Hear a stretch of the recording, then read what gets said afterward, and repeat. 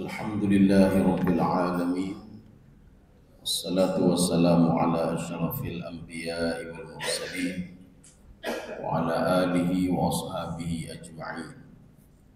Raditu billahi rabba wa bil islami dina wa bi Muhammadin nabiyya wa rasulah. Rabbi shrah li sadri wa yassir li amri wahlul 'uqdatam min lisani yafqahu qawli. Allahumma ja'al jam'ana hadha jam'an marhuma wa tafarruqana min ba'dihi tafarruqan ma'suma. Kaum muslimin dan muslimat sidang jamaah subuh yang dirahmati Allah. Kita lanjutkan kajian tafsir surah Al-Baqarah ayat 62. Jadi tafsir yang kita gunakan adalah tafsir Al-Baydawi. Allah Subhanahu wa taala akan menerima segala amal apabila dilandasi dengan iman. Makanya kalau ada orang kafir, orang musyrik, dia membantu orang lain, itu tidak diperhitungkan oleh Allah Subhanahu wa taala. Makanya Aisyah pernah bertanya ke Rasulullah sallallahu alaihi wasallam, "Ya Rasulullah, bagaimana nasib seorang pemuda ini? Dia sudah masuk Islam, tetapi sebelumnya dia bersedekah. Dia membantu orang lain. Dia bantu orang lain, bantu anak yatim. Apakah bantuan itu diperhitungkan oleh Allah nanti di hari kiamat nanti?" Rasulullah mengatakan tidak. Aisyah bertanya, "Ada apa ya Rasulullah?" Karena dia tidak beriman kepada Allah. Sudah.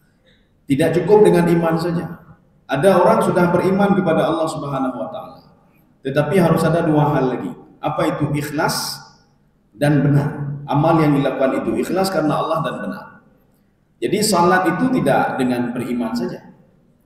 Kalau ditanya kenapa salat? Karena saya beriman kepada Allah. Tidak cukup itu. Salatnya harus benar. Salatnya juga harus ikhlas karena Allah Subhanahu wa taala. Jadi kalau tidak salah satu saja, Fudail bin Iyad mengatakan fa'amaluhu mardud. Amalnya ditolak.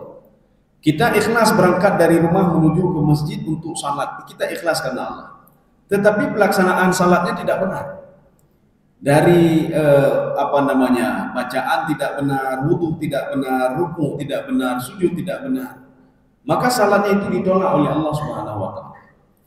Atau kita ambil yang kedua, dia punya ilmu dalam pelaksanaan wudu, salat, bacaan, ruku semuanya, tetapi tidak ikhlas karena Allah Subhanahu wa taala, maka fa'amalu. Makanya dalam ibadah itu dia satu paket. Artinya apa satu paket? Kita harus beriman kepada Allah, kita harus ikhlas dalam beribadah, dan kita juga harus punya ilmu terhadap ibadah itu. Kalau tidak, ibadah itu ditolak oleh Allah Subhanahu wa taala. Terutama nanti apalagi yang munafik. Orang munafik. Nah, makanya ayat ini yang akan kita baca sekarang adalah cerita tentang 4 kelompok. Ya, nih Pak, 4 kelompok. 4 kelompok ini kata Allah, apabila berbuat dosa, dia minta maaf kepadaku dan beriman, aku terima, kata Allah Subhanahu wa taala. Aku ampuni mereka. Karena apa? 4 ini membuat amal ibadah itu terhenti, membuat pahala itu terhenti dan tidak diberikan pahala oleh Allah Subhanahu wa taala. Sekarang kita lanjut ayat 62. Ini cerita tentang 4 kelompok. A'udzu billahi minasyaitonir rajim. Bismillahirrahmanirrahim. Innal ladzina amanu wal ladzina hadu wan nasara was-sabiin man amana billahi wal yaumil akhir wa amila salihan falahum ajruhum 'inda rabbihim wa la khaufun 'alaihim wa la hum yahzanun. Jadi ayatnya panjang. Kita pilah-pilah dulu. Sekarang yang pertama. Innal ladzina amanu. Ya, coba dibaca. Sesungguhnya orang-orang yang mukmin. Ya. Ini sebagian penafsir mengatakan itu kan masih umum. Mukmin bagaimana? Kenapa Allah mengatakan masuk ke dalam 4 kelompok yang diberikan sanksi?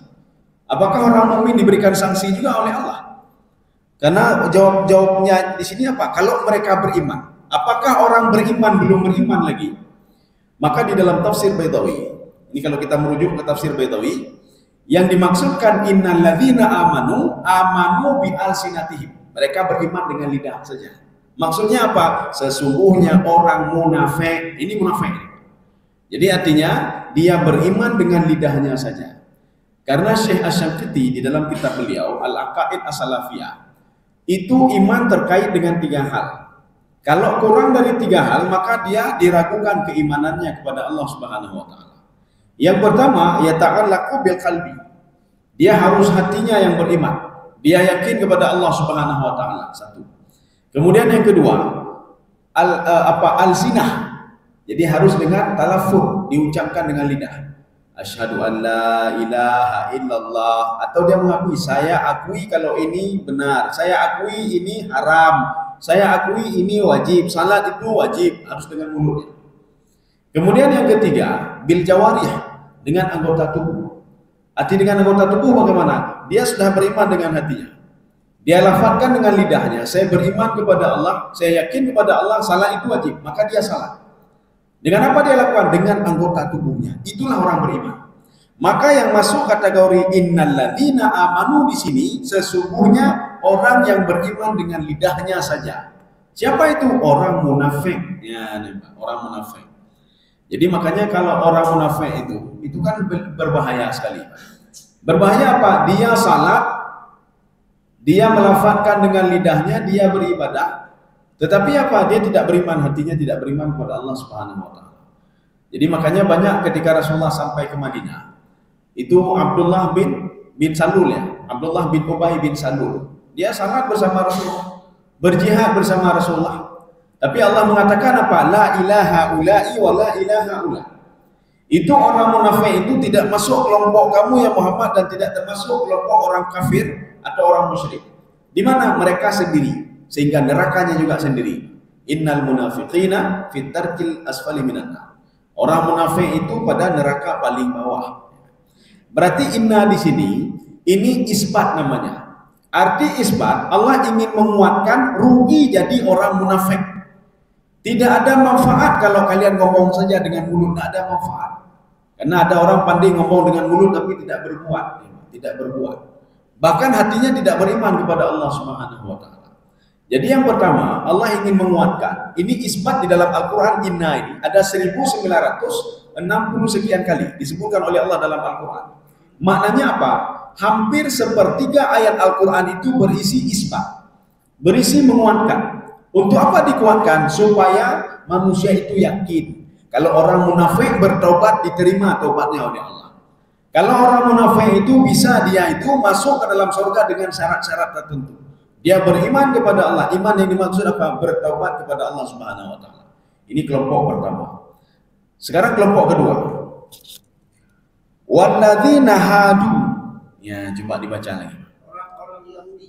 Orang Yahudi. Dari mana kalimat Yahudi sebenarnya? Kalau kita merujuk ke dalam tafsir Baitawi, Imam Baitawi mengatakan kalimat Yahudi dari dua makna. Tapi kalau kita merujuk ke dalam tafsir lain, Yahudi itu tidak berasal dari kalimat bukan bahasa Arab. Hada Yahudu hudna. Itu bahasa Ibrani. Artinya apa? Bertaubat. Ya, artinya bertaubat. Tetapi Imam Baitawi mengatakan Yahudi itu bahasa Arab. Ya. Hada idza taba kata beliau. Makna hada itu kembali. Ya, kembali. Imam Baitawi tidak mau tahu. Jadi memang kalau kita lihat kritisi tafsir beliau, artinya apa? Beliau memang kalau dibandingkan dengan Imam Zamakhsyari seorang pakar bahasa. Artinya beliau melihat dari segi bahasa tidak ada dalam bahasa Arab Yahudi tidak ada. Bahasa Arab yang ada taba yatubu taubah, bertaubat. Sedangkan Yahudi pernah ngomong ke Nabi Musa alaihissalam. Nabi Musa tidak bahasa Arab, dia tidak ngomong bahasa Arab. Nabi Musa ngomong bahasa Ibrani. Yahudi mengatakan inna hudna ilaika. Kami kembali semua kepadamu ya Allah. Ini kata Yahudi. Maka kalimat hudna itu berasal dari bahasa Ibrani artinya bertaubat. Makanya hada Yahudiyah. Artinya apa? Kami bertaubat. Kenapa bertaubat? Mereka banyak berbuat salah, tidak berterima kasih kepada Allah, tidak mensyukuri nikmat Allah. Sehingga apa? Diangkatlah bukit Tur. Jadi Tur itu diangkat di atas kepala mereka. Tur itu apa? Kan ada gunung-gunung besar. Kalau di atas gunung besar ada gunung lagi, itu Tur namanya. Ya. Tur ini diangkat oleh malaikat Jibril di atas kepala mereka. Sekarang kalian percaya nggak ke Taurat? Atau bukit Tur ini saya hantam di atas kepala kalian? Apa jawab mereka? Inna hudna ilaika, kami bertaubat kami. Sehingga nama mereka identik dengan Yahudi. Satu, ini dalam tafsir Baitawi. Kemudian beliau mengatakan lagi Imam Baitawi, yunsabu ala ibnu Yaqub, dinisbahkan kepada anak Nabi Yakub namanya Yahuda. Yahuda. Jadi yang 10 orang itu ada apa namanya Yahuda, kemudian ada siapa lagi itu? Ada 10 orang lah. Jadi 10 orang itu termasuk Yahuda di situ. Maka dinisbahkan ke situ. Tetapi penafsir lain mengatakan tidak dinisbahkan kepada Yahuda, tetapi dinisbahkan kepada hada Yahudu Yahudian. Yahudi itu kenapa Allah benci kepada Yahudi? Ya, mereka kan berasal dari Bani Israel. Yahudi adalah sebuah lafaz negatif karena mereka banyak berbuat salah. Mereka ingin terlalu bertaubat, hari taubat, besok taubat, sehingga dinisbahkan nama taubat kepada mereka Yahudi. Jadi makanya negatif, satu. Yang kedua, kenapa Yahudi disebutkan oleh Allah dengan kalimat negatif di dalam Al-Quran? Karena Yahudi menganggap Nabi Uzair adalah anak Tuhan. Wa qalatil yahud Uzairu ibnillah. Uzair adalah anak Tuhan. Siapa Nabi Uzair itu? Nabi Uzair seorang nabi yang tertidur selama 100 tahun lamanya. Kenapa tertidur 100 tahun? Allah ingin menampakkan kepada Nabi Uzair alaihissalam dan pengikut-pengikutnya, beginilah nanti Allah bangkitkan seorang yang sudah mati, dibangkitkan lagi di padang mahsyar. Contohnya ada sama Uzair. Rupanya contoh ini disalahpahami oleh Bani Israel.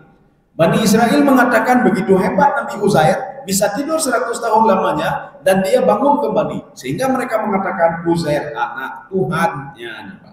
Yang anehnya lagi, Nabi Uzair tidur 100 tahun, ketika bangkit umurnya tidak bertambah, sama seperti dulu.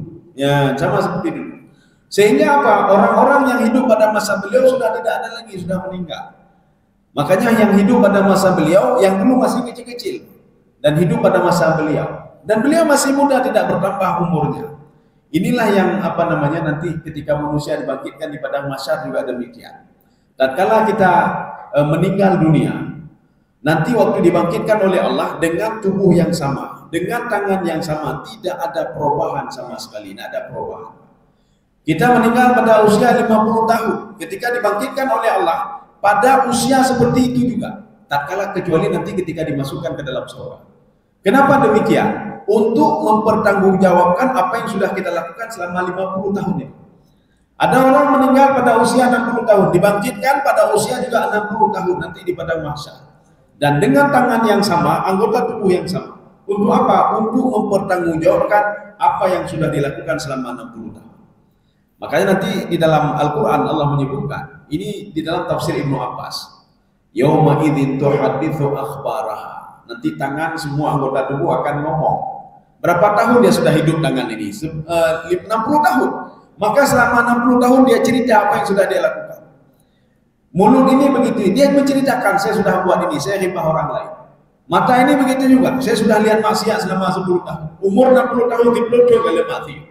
Saya umur 60 tahun lihat maksiat, dia akan bercerita kepada Allah Subhanahu wa taala. Nanti baru ketika dimasukkan ke dalam surga, itu umur sama semuanya. Berapa umurnya? Talatah wa talatin. Kalau dalam tafsir Sawi, 33 tahun. Ya, 33 tahun. Makanya tidak ada orang tua yang masuk dalam surga. Anak orang tua dalam surga. Bahkan anak orang umur 60 70 dalam surga.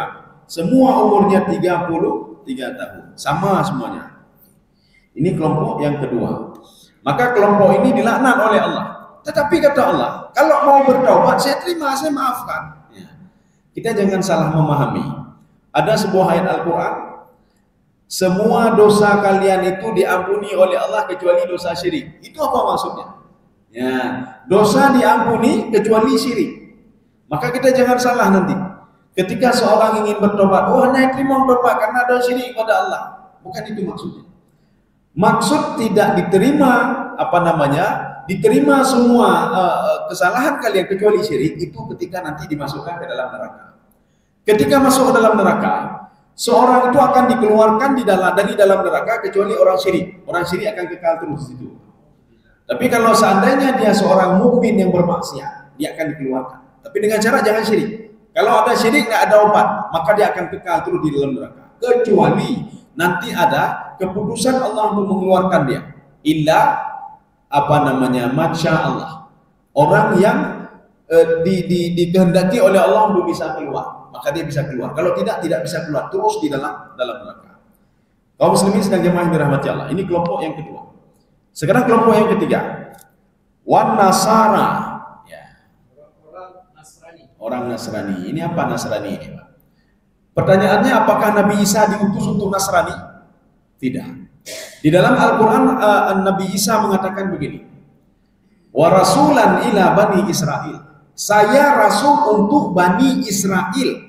Tidak pernah Nabi Isa mengatakan saya rasul untuk Nasrani, tidak pernah. Yahudi dan Nasrani adalah turunan dari Bani Israel.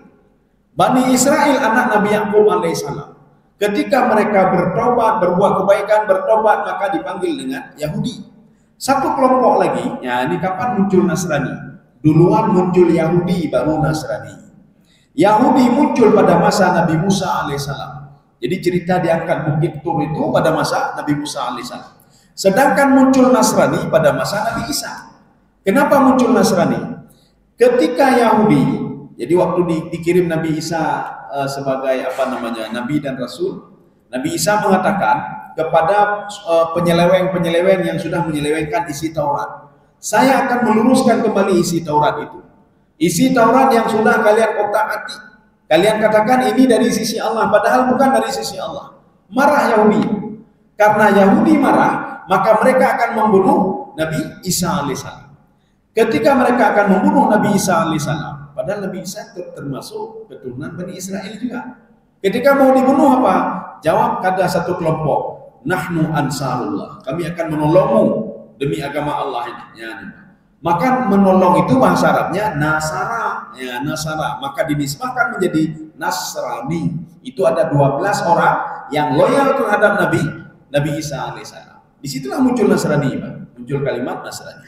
Nasrani ada penolong Nabi Isa alaihissalam. Kaum muslimin sedang jamaah yang dirahmati Allah. Jadi maknanya mereka keturunan Bani Israel satu sama lainnya saja ribut, apalagi yang bukan keturunan mereka. Mereka nggak perlu heran. Kalau mereka itu tidak senang dengan Nabi Muhammad SAW, tidak perlu heran. Yahudi tidak senang dengan Nabi Muhammad, tidak senang dengan keturunan Nabi Muhammad SAW.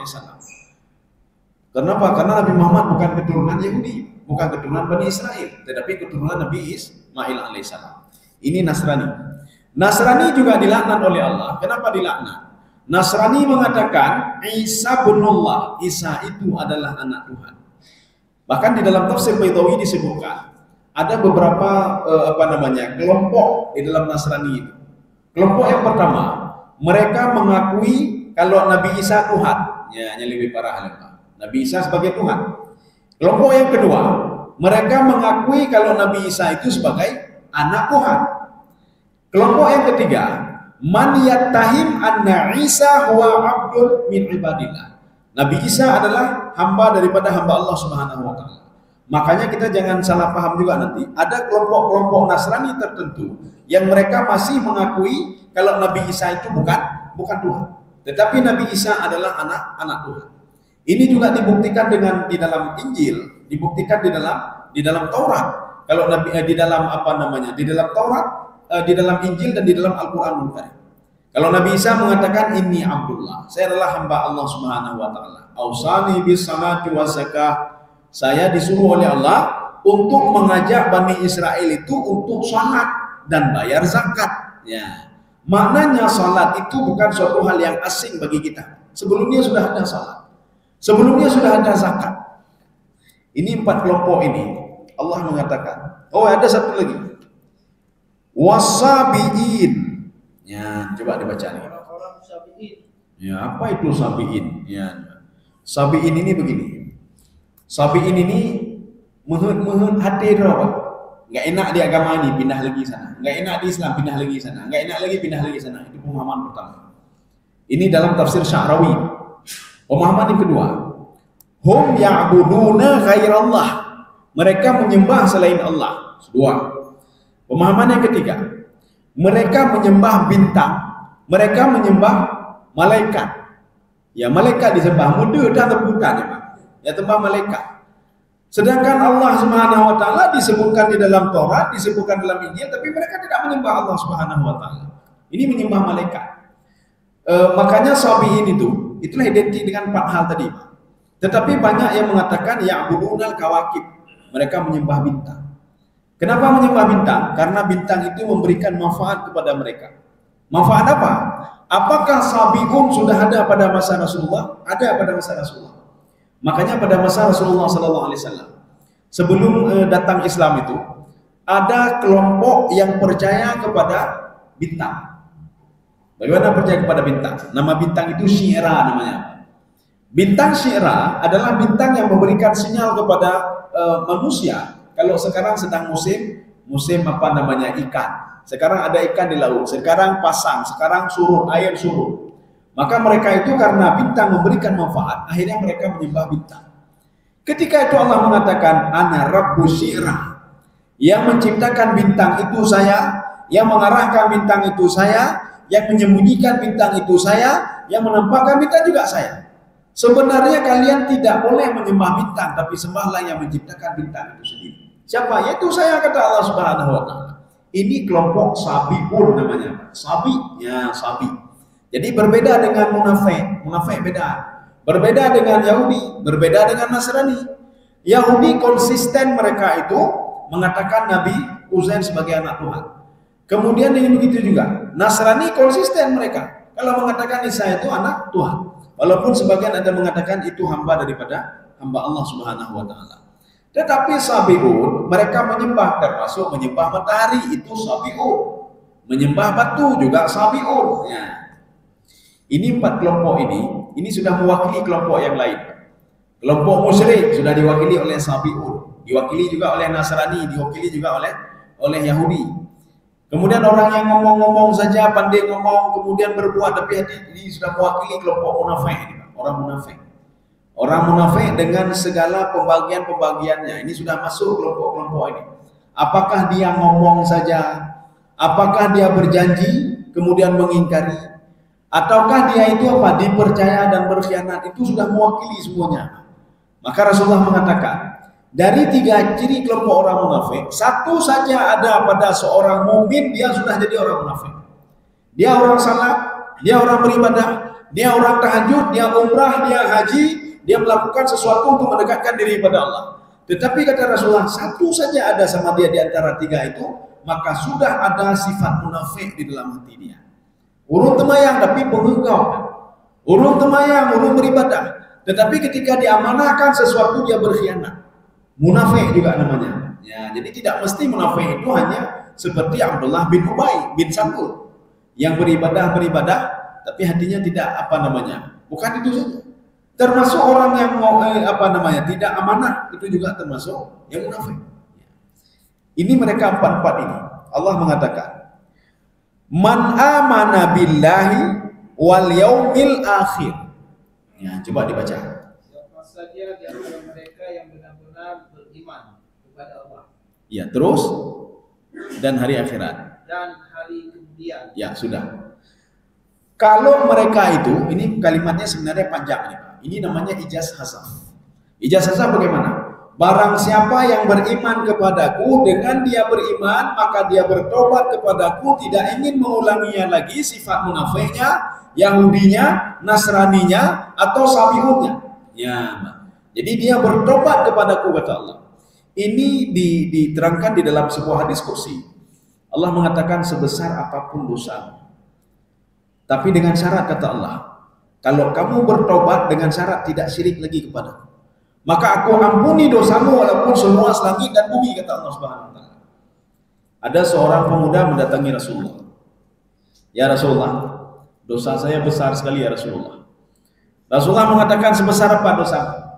Ada sebesar gunung ini? Lebih besar lagi ya Rasulullah.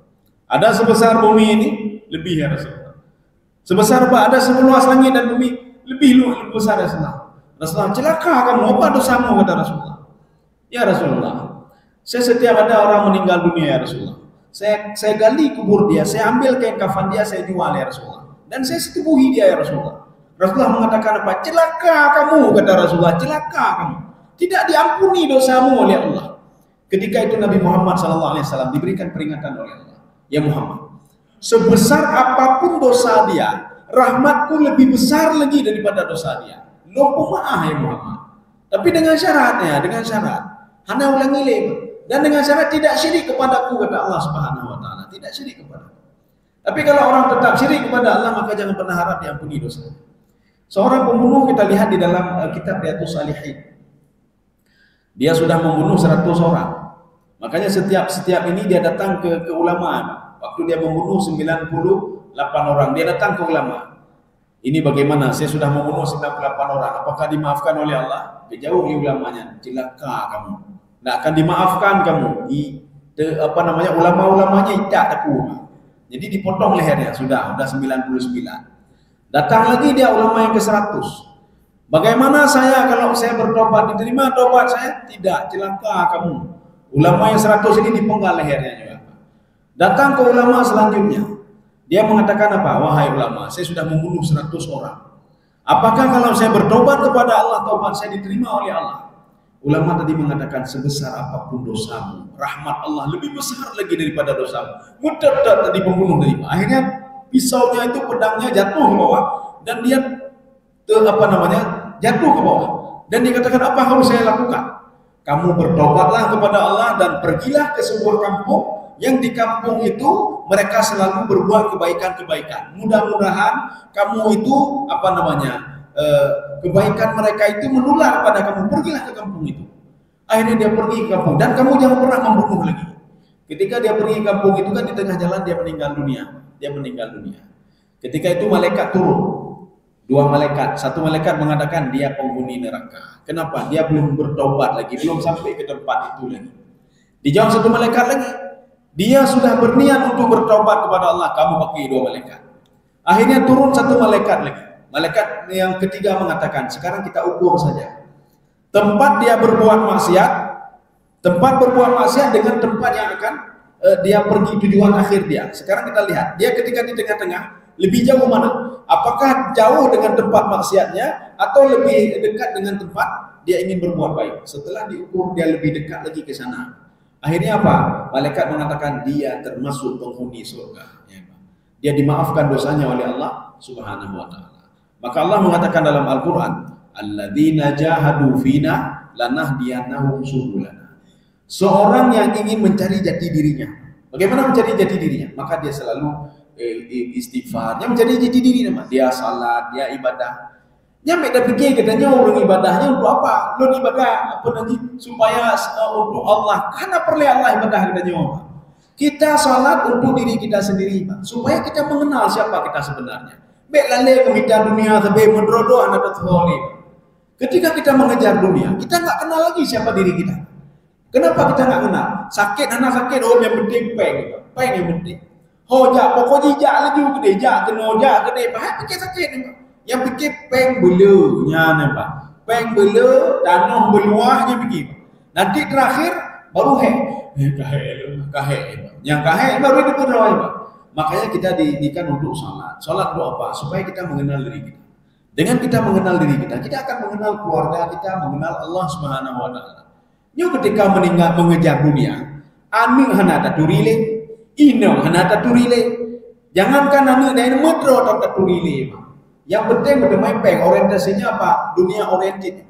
Jadi kita nggak mau tahu lagi ini bentar lagi sakit, anak mau tahu. Nah, kaum muslimin sedang jemaah yang dirahmati Allah. Kita lanjut. Tidak hanya beriman kepada Allah Subhanahu wa taala. Yang kedua wal yaumil akhir. Apa itu yaumil akhir? Di dalam tafsir Al-Qurtubi, ini kalau dalam Baitawi, yaumul akhir hari akhir itu saja, hari akhir. Dalam tafsir Al-Qurtubi, akhir daripada hidup manusia, apa itu? Kematian. Ya, nih. Barang siapa mau bertobat kepada Allah dan dia yakin dia akan mati nanti. Kalau kita lihat siapa orang nggak yakin sama mati? Cuma orang lalai saja. Itu pun orang kerap mati, tapi lalai. Itu pun dia tidak selama-lamanya di dunia, itu pun cuma lalai saja. Nah, ini seperti yang ada dalam tafsir Ibnu Abbas. Ibnu Abbas mengatakan di dalam ayat Innal mautal ladzi tafirruna minhu fa innahu mulaqi. Kamu lari dari mati. Maksud lari dari mati, kamu itu lengah, lalai. Ya, yalhu, Allahu, kamu lalai dari kematian. Pengen lagi. Itu pun dia mati, itu pun roh ya, Pak. Ya. Kaum muslimin itu masuk ke dalam yaumul akhir. Jadi kata Imam Al-Qurtubi, yang dikatakan yaumul akhir itu kematian. Beryakin ke kematian. Pak. Yang kedua alam barzakh. Kita harus yakin kita akan hidup di alam lain nanti. Pak. Tidak butuh kepada tubuh. Kemudian yang ketiga, kita harus yakin kita akan dibangkitkan semuanya dari makhluk yang dulu pertama sekali diciptakan oleh Allah. Nabi Adam alaihissalam sampai sekarang dan seterusnya akan dibangkitkan di padang mahsyar. Nyoba yakin itu yaumul akhir namanya. Dan yang selanjutnya surga dan neraka. Nyoba yakin kita nyoba. Artinya kita muara akhirnya itu ke surga atau ke neraka. Cuma kita melalui jalan-jalan ini nanti masuk ke surga atau masuk ke neraka. Ini namanya yaumul akhir. Jadi Allah memberikan apa? Statement di sini. Dua syarat, kamu bertobat kepadaku, kamu minta maaf kepadaku, karena ada orang bertobat, nanti ulangi lagi dia. Kenapa dia ulangi lagi? Rugi saya salah, untuk apa saya salah? Untuk apa saya bersedekah? Maknanya dia tidak yakin kepada kematian, tidak yakin kepada hari balasan, tidak yakin kepada hari kebangkitan, tidak yakin kepada surga neraka. Maka dia itu setelah bertobat, alah, kau tak taubat demai, Pak. Alah, tak temuculah, Pak. Hana tak temuculah, apa yang tak mau, Pak? Hana tak kurupnya, apa yang tak mau? Hana tak temucu aja, tak belah motor aja, tak belah rumah aja. Akhirnya apa? Kebeget tak temucu kan tak? Jadi ini dua-dua diharap oleh Allah, beriman kepada Allah, bertobat. Setelah bertobat kepada Allah, ingatlah kematian. Ingat kematian. Ingatlah alam barzakh. Kalau kita sengsara di dunia ini, sengsara mungkin cuma berapa tahun saja, sebatas usia saja.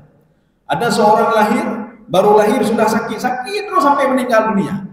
Dia sakitnya itu cuma sengsara di dunia saja. Berapa tahun dia sengsara? 60 tahun dia sengsara. Tapi kalau sengsara di alam barzakh nanti, minimal sengsaranya sampai 40.000 tahun. Karena jarak tiupan sangkakala yang pertama dengan kedua itu 40.000 tahun namanya. Minimal 40.000 tahun dia sengsara. Kalau dia sengsara di situ. Kalau di dunia kan cuma sebentar saja. Wa amila salihan. Ya, jadi ada syarat selanjutnya. Tidak hanya dia beriman saja, tapi beramal saleh. Arti amal saleh apa? Dia tidak ngomong saja, saya beriman kepada Allah, saya beriman kepada kematian, saya beriman begini. Bagaimana amal saleh beriman kepada Allah Subhanahu Wa Taala? Dia melakukan ibadah salat, dia berpuasa dan lain sebagainya. Bagaimana dia itu beriman wa amila salihan, beramal saleh dengan hari kiamat, hari akhir bagaimana? Karena dia tahu dia akan mati, maka dia tidak berani untuk membohongi orang lain. Karena dia tahu akan hidup di alam barzakh, maka wa amila salihan, dia mempersiapkan hidup setelah mati. Nyambu bekal, nyaknya orang cerdas namanya apa? Seorang ingin berangkat dari sini berangkat ke Jakarta, dia sudah berpikir di Jakarta saya mau tinggal di mana? Ya dipikir, Pak.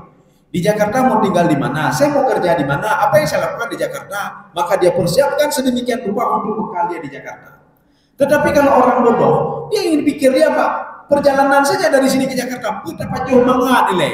Sebelum kita berangkat dari sini ke Jakarta dengan bus, Pak, berangkat dengan bus. Kita makan enak apa? Enak-enak dia makan, Pak.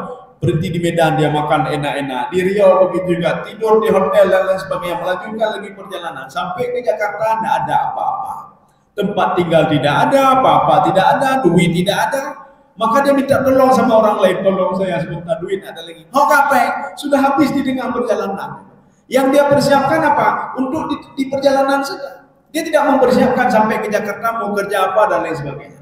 Tetapi orang cerdas, dia berpikir, ini bekal untuk di Jakarta apa? Saya mau kerja apa di sana? Apa yang saya lakukan? Maka ketika dia berangkat, walaupun nanti dia tidak ada apa-apa, sampai ke Medan dia nggak beli apa-apa, beli ala kadarnya saja. Atau sampai ke Riau dia beli ala kadarnya saja. Kenapa? Dia tahu tujuan dia masih jauh sekali. Ya. Demikian pula hidup di dunia. Kan ya apa hidro dua mitanya dunia apa tidak. Kita masih ada kehidupan selanjutnya. Kalau kita pikir dunia saja maka rugi, Pak. Kita rugi sekali. Jadi artinya apa? Boleh pikir dunia, tapi kita juga pikir hidup setelah mati kita bagaimana. Kita harus pikir juga setelah dibangkitkan di padang mahsyar bagaimana nanti. Ini yang dimaksudkan dengan wa amila salihan. Jadi makanya setiap iman itu harus selalu diikuti dengan amal saleh. Kalau tidak sah.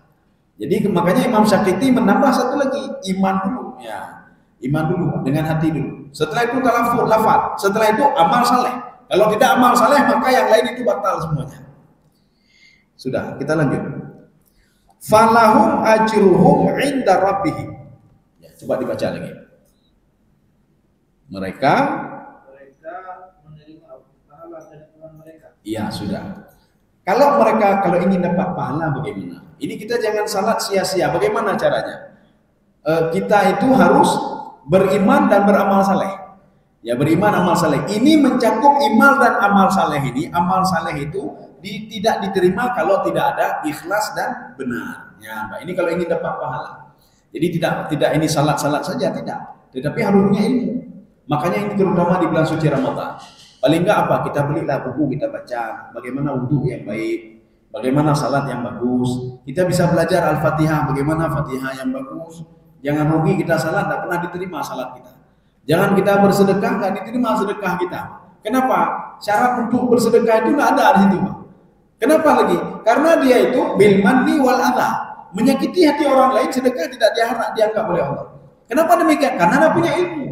Karena dia pikir setiap yang dikeluarkan itu semua dapat pahala. Tidak. Yang kita keluarkan membantu orang lain tidak semua dapat pahala. Kalau dilakukan dengan bil manni wal adha. Apa itu bil manni? Ada tujuan tertentu dia. Ya, tujuan tertentu. Ayo lunjuk masjid tu paling enggak wadon tengah kelung dah. Ya, nampak tengah kelung. Nyolong pedang jalan, saya bangun jalan paling enggak nanti dipilih lom tu 5 ton tu. Ya, ini saya buat itu ada begitu. Ini tidak akan pernah diterima oleh Allah Subhanahu wa taala. Kenapa dia lakukan? Karena tidak punya ilmu. Ya. Maka syarat falahum ajru inda rabbihim. Kalimat inda rabbihim itu menunjukkan apa? Ta'zimus thawab. Seorang itu dimuliakan oleh Allah dengan pahala itu. Maka Allah mengatakan inda rabbihim. Jadi dari sisi Allah Subhanahu wa taala. Maka beribadahlah kita apapun ibadah itu. Sekecil apapun ibadah itu, jangan pernah remehkan ibadah. Kita duduk saja juga ibadah. Hana dagang gegok juga ibadah.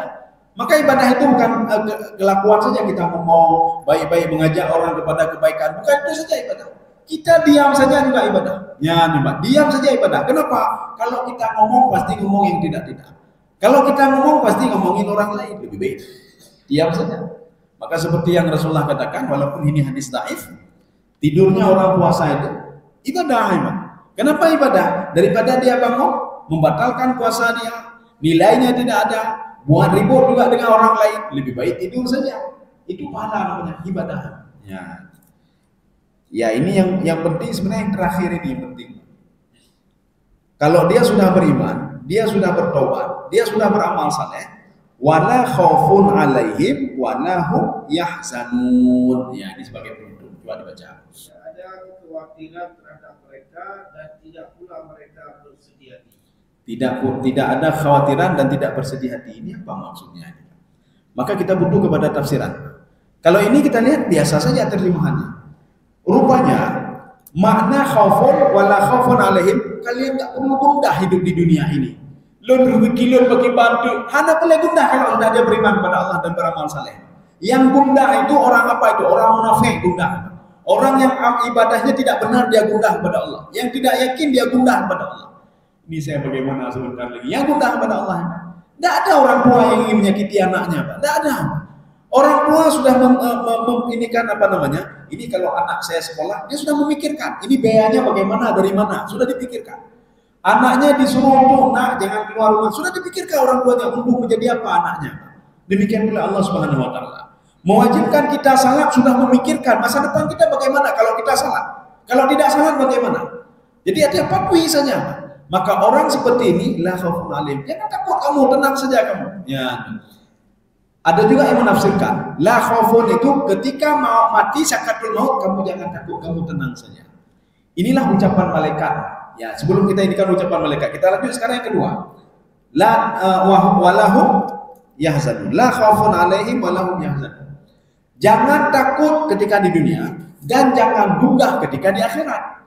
Akhirat itu apa? Pemisah hidup dan pemisah antara jasad dan apa namanya dan roh. Itu kematian. Kamu jangan takut ketika hidup di dunia rezeki enggak jelas. Jangan takut kamu. Kamu ketika meninggal jangan takut kamu. Satu. Yang kedua, walahum yahzanun, jangan gundah. Ketika saya meninggal nanti di alam barzah 43 ile. Di alam barzah apa yang saya lakukan? Di alam barzah bagaimana keadaan nanti? Jangan takut dan jangan gundah. Inilah pesan Allah kepada malaikat pencabut nyawa. Malaikat pencabut nyawa yang mencabut nyawa orang-orang beriman. Apa kata malaikat ini? Ya, mudah-mudahan kita semua mendengarkan kalimat ini inti dari malaikat. Kalau kita dengar kalimat itu aman, hidup kita aman, ya, dunia akhirat aman. Nanti ada sekelompok malaikat yang datang, namanya malaikat nasyitat.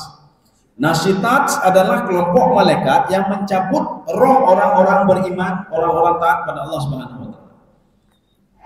Apa kata malaikat ini? Ketika dia mencabut nyawa, la khaufun alaihim, la takhafu wa la tahzanu wa abshiru bil jannah. Ya, la takhafu wa la tahzanu. Allah mengatakan kepada malaikat, wahai malaikat, kasih tahu kepada dia, jangan takut ketika sakaratul maut, jangan takut. Makanya mereka tersenyum. Orang beriman itu tersenyum ketika sakaratul maut. Tetapi orang satu kelompok lagi, dia tidak tersenyum. Lihat kalau dia gimana caranya. Proyek kecuali kau memang. Sebenarnya mau menang tender, saya gara-gara sakaratul maut kecuali kau memang. Ini bagaimana, itu bagaimana, takut dia gundah memang. Dia takut sekali meninggalkan dunia ini. Jadi makanya orang beriman ketika itu didatangi malaikat mengatakan la takhafu. Kamu jangan takut, kamu jangan gundah. Ketika dicabut nyawa akan baik-baik dicabut nyawa. Dan kamu akan dihormati oleh malaikat yang lain. Dan malaikat yang lain merasa terhormat ketika bersama orang beriman. Mana buktinya? Allah mengatakan pada Nabi Muhammad SAW, ya Muhammad, kamu tahu nggak yang diperebutkan malaikat langit? Dia ingin cepat-cepat ke bumi. Tahu kamu? Nabi Muhammad mengatakan, saya tidak tahu ya Allah. Malaikat memperebutkan nyawa roh orang-orang beriman ketika dia jasadnya sudah berpisah dengan tubuhnya. Malaikat merepah termiyup untuk mengambil roh itu dan akan dibawa ke Illiyin. Kenapa? Karena malaikat merasa terhormat dengan adanya orang beriman tadi. Maka merepah, biar saya saja. Sehingga roh itu dibawa dari langit 1, langit kedua sampai langit ke-7. Malaikat bangga membawa kita. Maka malaikat mengatakan an-nasyitat tadi, la takhafu. Kamu jangan takut. Wala tahzanu. Jangan gundah kamu ketika berada di dalam alam barzakh. Jangan gundah, kamu tenang saja. Kalau permulaannya baik maka akan baik terus. Kalau permulaannya jelek maka akan jelek terusnya. Maka kalau kita seandainya itu malaikat yang mendatangi kita itu malaikat nazi'at. Na'udzubillah min dzalik. Kalau malaikat nazi'at yang datang, apa kata malaikat nazi'at? Wailah, celaka kamu. Kalau mereka sudah ngomong celaka, maka celaka terus celaka sampai nanti dibangkitkan di padang mahsyar, celaka lagi. Dari mana malaikat tahu kita celaka? Allah memberikan pesan kepada malaikat, wa abshiru bil jannah. Itu orang yang pertama tadi berikan kabar gembira kalau dia akan masuk ke dalam surga. Maka sebelum masuk ke dalam surga kelompok pertama tadi, maka diberikan raudhatun min riyadil jinan. Artinya apa? Taman-taman surga. Sebelum masuk ke surga. Tetapi kelompok yang kedua itu diberikan hufratun min hufarid nira, lubang-lubang neraka. Maka ketika dia sakaratul maut dia susah, di alam barzakh dia susah, di padang mahsyar susah, lebih-lebih ketika dimasukkan ke dalam neraka lebih susah lagi. Maka itu saja yang kita jaga. Nanti ketika datang malaikat, ini malaikat nazi'at atau nasyitat. Kalau malaikat mengatakan celaka kamu, hanya cara lain. Tidak ada cara lain kecuali sebuah keajaiban. Apa keajaiban? Kita punya anak yang saleh, yang berdoa kepada Allah Subhanahu wa taala supaya diampuni dosa kita. Itu kalau punya anak saleh, itu suatu keajaiban. Atau anak kita seorang penghafal Quran. Nanti di padang mahsyar ditolong kita oleh anak kita itu. Ya. Atau seorang ibu, tapi yang beriman ya, bukan orang kafir ya, yang beriman, anaknya meninggal dalam kandungannya. Atau ketika lahir anak itu meninggal, anak ini akan mencari ayah dan ibunya di padang mahsyar nanti. Ya, itu sebuah keajaiban. Tetapi kalau ada seorang ibu dia membunuh anaknya, satu, atau membunuh karakter anaknya, ibu tekulatan, dijedan, tepuk-tepukan, maka anak ini nanti akan menuntut di depan Allah Subhanahu wa taala. Anak ini mengatakan, ini ada dalam tafsir Ibnu Katsir. Apa kata anak ini? Ya Allah,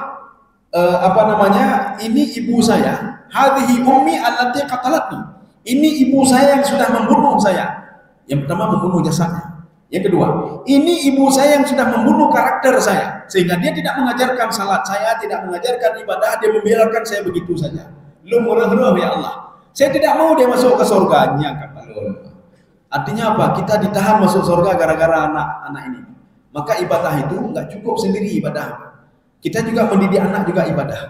Menyuruh anak salat juga ibadah. Kalau kita tidak memperhatikan Allah, dalam teori barat ya Mbak. Jadi kami pernah duduk dengan orang-orang yang ada teori-teori bagaimana mendidik anak. Apa kata dia? Biarin saja anak itu hidup dalam masyarakat. Bahagia Mbak. Orang tua yang sudah nggak usah ini, biarin saja aja teori awalnya. Teori Al-Quran tidak. Dalam teori Al-Quran, jangan biarkan anak itu untuk tidak salat umur 7 tahun. Suruh dia salat umur 7 tahun. Artinya kita masih terikat. Jangan biarkan anak begitu saja.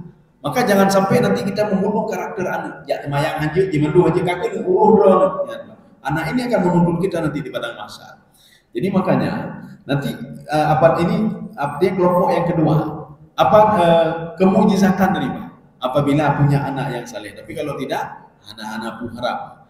Atau kita ditolong oleh Nabi Muhammad sallallahu alaihi wasallam karena banyak berselawat. Itu pun kalau ditolong oleh Nabi Muhammad sallallahu alaihi wasallam. Atau kita ditolong oleh orang-orang mukmin. Satu-satu pengajian ini, Pak. Ketika ada satu bermasalah, maka mereka melapor kepada Allah, ya Allah, si fulan itu satu pengajian dengan kami, ya Allah. Si fulan itu dia satu ibadah dengan kami. Kecuali seperti itu. Ya, kalau enggak ada. Saya rasa cukup sekian.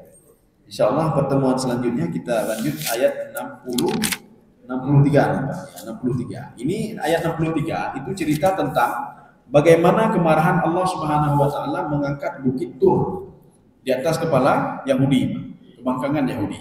Ini ayat ini namanya bayan tafsiri. Dijelaskan rinci satu-satu, Pak. Innalladzina amanu walladzina hadu. Yahudi itu kenapa Allah marah kepada Yahudi? Maka dijelaskan pada ayat 63 ini. Ya. Mudah-mudahan ada manfaat bagi saya sendiri dan jemaah sekalian. Subhanakallah bihamdika, asyhadu an la ilaha illa anta, astaghfiruka wa atubu ilaik. Assalamualaikum warahmatullahi wabarakatuh.